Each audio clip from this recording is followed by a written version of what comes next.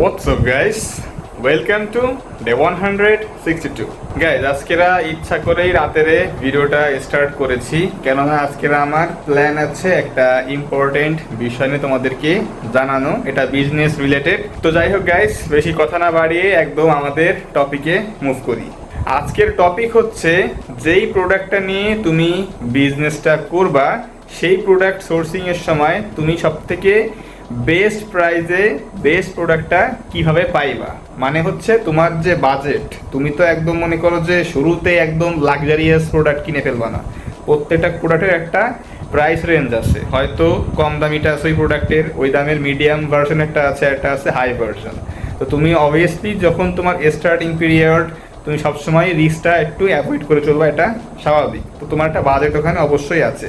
তো তুমি তোমার বাজেটটা ফলো করে মেনটেন করে কীভাবে ওই বাজেটের মধ্যে সব থেকে বেস্ট কোয়ালিটির প্রোডাক্টটা তুমি পারচেস করবা, সেটাই তোমাদেরকে আজকের আমি বলে দিব। এটা কিন্তু খুবই গুরুত্বপূর্ণ একটা বিষয়, কেননা আমি গতকালকেই বলেছিলাম যে ব্যবসায় আগে নিজে মাল কিনে জিততে হয়, তারপরে কাস্টমারকে সেটা কিনে জেতাইতে হয়। ওভারঅল প্রথমে নিজে আগে প্রোডাক্টটা কিনে কিভাবে জিতবা তারই প্রসেস তোমাদেরকে আজকের আমি শেয়ার করতে যাচ্ছি। বর্তমানে অনলাইনের যুগ, আমাদের মধ্যে এরকম অনেক ব্যবসায়ী আছে, সেটা যে কোনো ইন্ডাস্ট্রি হইতে পারে। তারা প্রথমে অনলাইনে সার্চ করে, তারা বেশিরভাগই অনলাইন বেসড, যে আমি ফেসবুকে ইনস্টাগ্রামে অনলাইনে সার্চ করব, কয়েকটা দেখবো, অ্যাডটা এমনি চলে আসে। ফেসবুক অ্যালগোরিদম তো বুঝে যে আমি যে একটা যে বিষয়ে সার্চ দিব, আমাকে অটোমেটিক্যালি ফেসবুক সেই বিষয়ক অ্যাডগুলো দেখাবে। আমি সেখান থেকেই হাতে 10-12টা অপশন রাখবো, ওইখান থেকে আমি একটা চুজ করে ওখান থেকে আমি আমার প্রোডাক্টটা নিয়ে নেব। অনেকে ভাবে যে অনলাইন থেকেই সে প্রোডাক্টটা পাইকারিতে পারচেস করবে। অনেকের কিন্তু এরকম মাইন্ডসেট, এরকম মাইন্ড থাকে যে সে এরকম কাজ করবে, সে ফিজিক্যালি কোথাও যে ঘুরবে না। তো এই কাজটা তো কখনোই করবা না, অবশ্যই অনলাইনে দেখবা।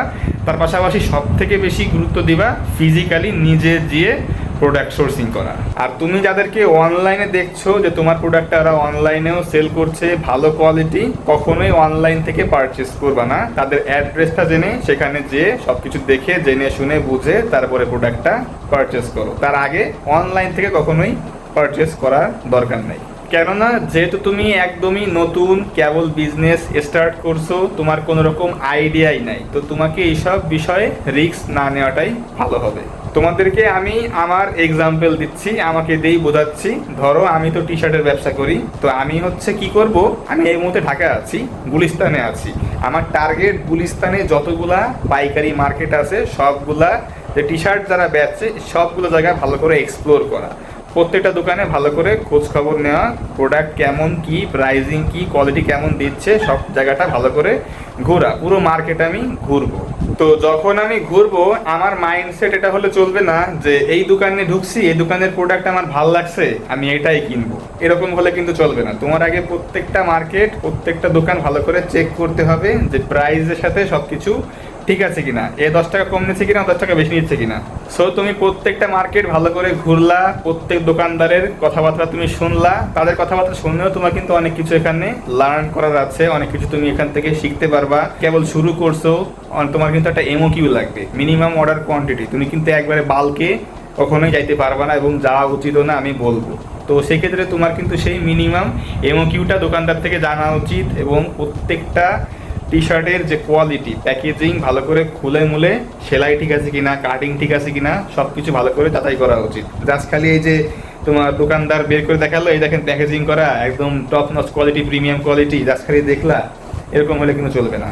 প্যাকেজিং ভালো করে খুলে টি শার্টটা দেখবা। আমি আমার এক্সাম্পল দিচ্ছি, টি শার্টটা তোমার অন্য কোনো প্রোডাক্ট হইতে পারে, তো তুমি সেটা ভালো করে চেক করে নিবা। দেন সব কিছু চেক করে যখন দেখবা যে না, তুমি যেটা এক্সপেক্ট করছিলা, যেরকম প্রোডাক্ট তুমি চাচ্ছিলা, এটা সেরকম প্রোডাক্ট, কোয়ালিটি ভালো আছে, তোমার যে প্রাইস রেঞ্জ অনুযায়ী সেলাই মেলাই এভরিথিং, মানে প্রত্যেকটা জায়গায় ভালো আছে, কোনো রকম খুঁত নাই।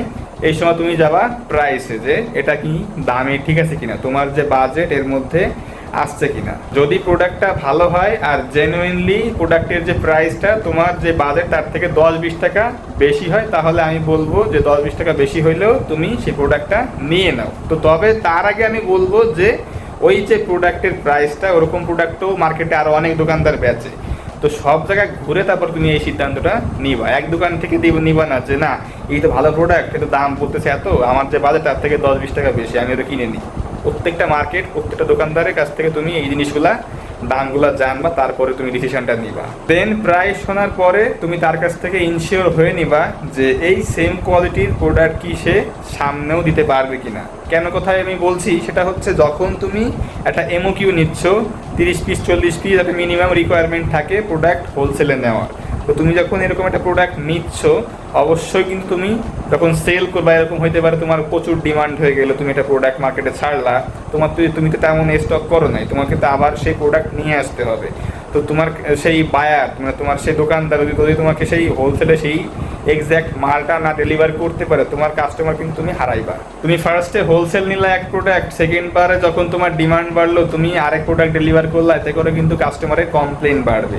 তো এখানে কিন্তু তোমাকে এই জিনিসটা করলে চলবে না। অবশ্যই দোকানদারের থেকে শিওর হয়ে নিবা যে আমি যে প্রোডাক্টটা এই মুহূর্তে আপনার কাছ থেকে নিচ্ছি, ফিউচারে এই সেম প্রোডাক্ট কি আমি আপনার কাছ থেকে পাবো কিনা। যদি তার উত্তর হয় যে হ্যাঁ সেরকম প্রোডাক্ট কন্টিনিউয়াসলি ডেলিভার করতে পারবে, তাহলে তুমি তোমার অপশনে তাকে রাখো। ইভেন আমি ওই জায়গা হইলে আমি কিন্তু এই সেম কাজটাই করতাম। আমি সম্পূর্ণ মার্কেটটা ঘুরতাম এবং ওই সব দোকানদারদেরকেই আমি আমার লিস্টে রাখতাম যারা আমার রিকোয়ারমেন্টগুলা ফুলফিল করে।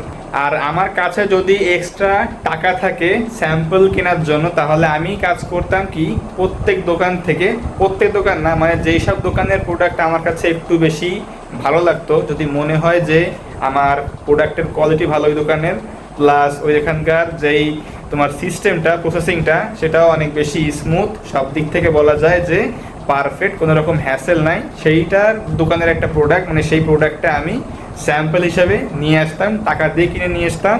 সেই দোকানের যে ইটা আছে, যেই প্রোডাক্টের যে পলিটা আছে, পলির উপরে সেই দোকানের নাম, ঠিকানা, দোকানের নামে ভালো করে লিখে রাখতাম। কারণ আমাকে তো স্যাম্পলিং করতে হচ্ছে, আমাকে তো সেই প্রোডাক্টের যে মানে কোত্থেকে যে আমি আনছি প্রোডাক্টটা এক্স্যাক্টলি সেই ঠিকানা আমার জানতে হবে, নাহলে তো আমি ওখান থেকে নেক্সট টাইম মাল আনতে পারবো না যদি আমার সেই প্রোডাক্টটা খুব পছন্দ হয়ে যায়। তো ওই প্রোডাক্টটা ভালো করে অ্যাড্রেস, দোকান নাম্বার সব কিছু দিয়ে ওটাকে আমি স্যাম্পল হিসেবে কালেক্ট করলাম। এবং এই প্রসেসে বাদ বাকি যেই সব দোকানগুলো আমি ঘুরেছি গুলিস্তানে, আমি উদাহরণস্বরূপ টানছি, তো সেই গুলিস্তানে যেই সব দোকানগুলো আমি ঘুরছি, আমার যেই সব দোকানগুলো পছন্দ হয়েছে তার মধ্যে থেকে সবগুলোকে আমি স্যাম্পল হিসেবে ওই সেম প্রসেসে কালেক্ট করলাম। তো এইভাবে আজকের দিনটা আমি ঘুরলাম গুলিস্তানে, সব কিছু দেখলাম। এইখানে কিন্তু সব কিছু শেষ না যে গুলিস্তানে করলাম, ঘুরলাম ফিরলাম, এখান থেকে আমি আমার প্রোডাক্টটা একেবারে ফাইনাল করে ফেলবো, এরকম কিন্তু না। গুলিস্তানে সবগুলো টি শার্ট মার্কেট ঘোরার পরে যদি আমার শরীরে এনার্জি থাকে বা সময় থাকে, তাহলে হয়তো এরপরে আমি যাব কেরানীগঞ্জ বা ওই দিকের এলাকায়, কারণ ওখানে অনেক ফ্যাক্টরি আছে, গার্মেন্টস ফ্যাক্টরি, অনেক মাল ওখানে আসে। তো সেক্ষেত্রে ওই জায়গায় অনেক কিছু ভালো কিছু পাওয়ার একটা চান্সেস থাকে, তো আমি ওইখানে এরপরে যাব।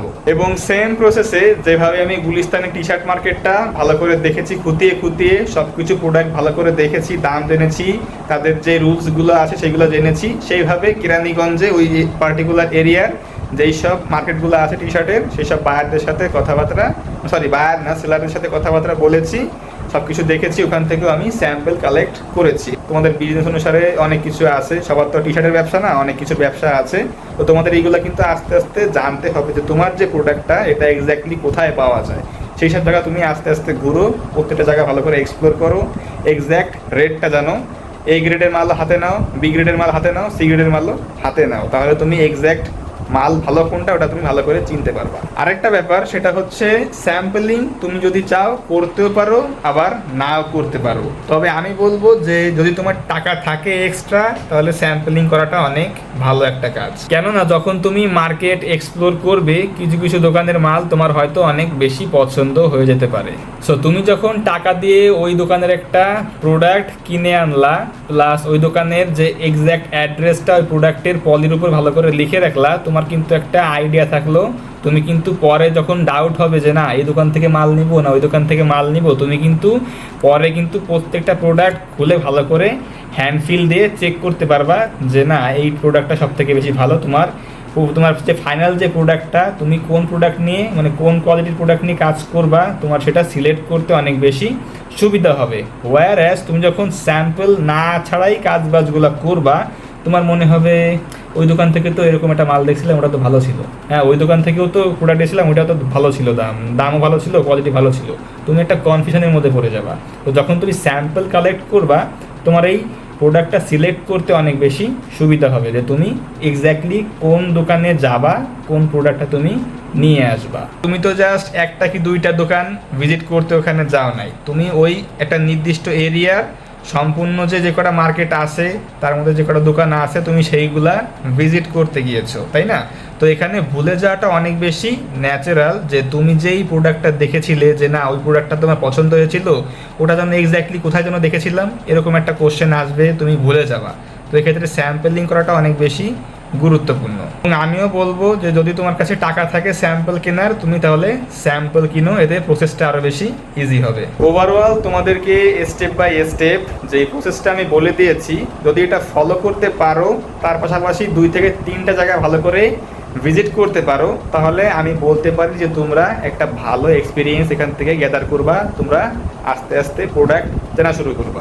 যখন তুমি এই কাজটা করবা তখন কিন্তু তুমি তোমার কাঙ্ক্ষিত প্রোডাক্টটা পেয়ে যাবা একেবারে বেস্ট প্রাইসে। তো গাইস, আমি আশা করি যে আমার এই কথাবার্তাগুলো তোমাদের খুব বেশি হেল্প করবে, বিশেষ করে যারা একদম বিজনেসটা কেবল শুরু করেছো তাদেরকে। যদি তোমাদের এই ভিডিও ভালো লেগে থাকে তাহলে অবশ্যই আমাকে কমেন্টে জানিও। ওকে গাইস, তো ভিডিওটা আজকেরা এখানেই শেষ করছি, অলরেডি অনেক বড় হয়ে গেছে ভিডিওটা। তো দেখা হচ্ছে ইনশাল্লাহ আগামীকাল, সেই পর্যন্ত take care on yourself and আল্লাহ হাফেজ।